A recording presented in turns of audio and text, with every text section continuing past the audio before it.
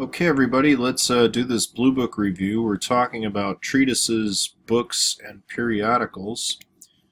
And so, dictionaries, citing dictionaries.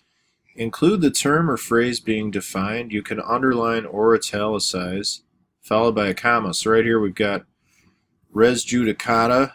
I happen to italicize it, put a comma after it, and there's the rules. Provide the title of the dictionary, underlined or italicized, without abbreviations. Do not abbreviate any words in the title. Capitalize first letter of each word except articles, conjunctions, and prepositions. If the dictionary has multiple editions, include the edition number, abbreviated, so ED, followed by the abbreviation for edition, ED. I just said that, sorry. Provide the edition's copyright year and check for correct spacing per Rule 6.1. So I drew some arrows here, blue arrows in between 12th and edition and between edition and 2017. So if you're using a short cite with no intervening authority cited, use id.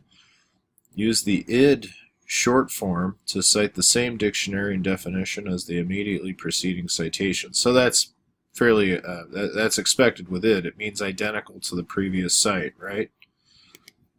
So short cite after intervening cites.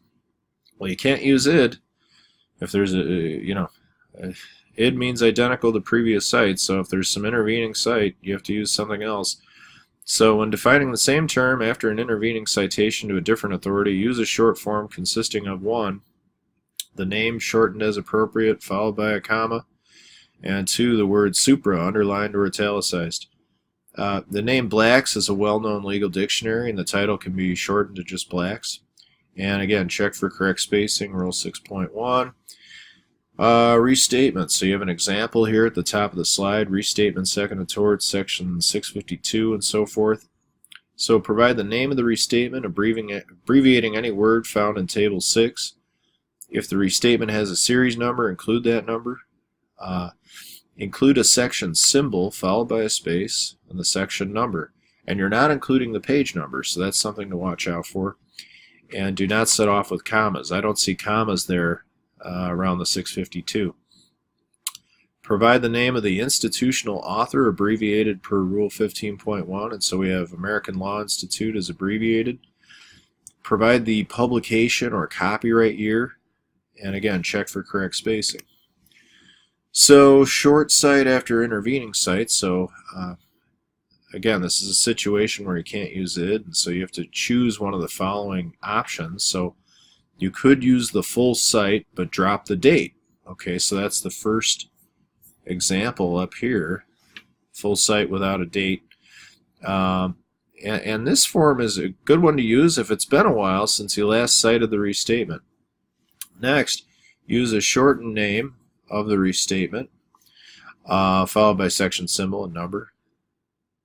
And finally, use a section symbol and number if you have cited the restatement recently, and there's no possibility that the reference will be confusing. So if it's really clear what 652B is, then that's fine. Okay, American Law Reports. So you've got some different parts. Author's full name, any middle initial, and designations like junior, but not descriptive terms or titles such as JD. I guess you'd see a JD everywhere if you included JD. Author's name is followed by a comma. Include the word annotation, followed by a comma. Include the annotation's full title. Do not abbreviate any words. Capitalize the first letter of each word, except articles, conjunctions, and prepositions. Okay. Underline or italicize the entire title. Include the following source info, volume number, publication name, abbreviated, series number, abbreviated according to spacing conventions, and the beginning page number. Next bullet, include a pinpoint when referring to specific materials. So you see there's a pin cite to page 24.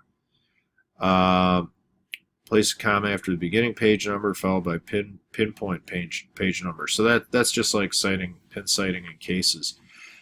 Provide the year of the publication or the copyright year. And again, check for correct spacing. So you see here, correct spacing, ALR. What's that rule in 6.1? Close up single adjacent capitals. So there's no spacing between the A and the L and the R. Alright, legal encyclopedias.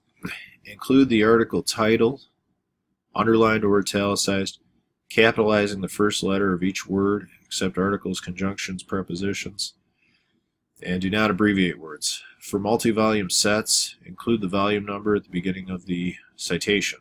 So if there's a volume number, put it in there. To pinpoint a section, include a section symbol, a space, and the pinpoint section number. Provide volumes, copyright year, and again, check for appropriate spacing. Okay, that's it for this video. Thank you.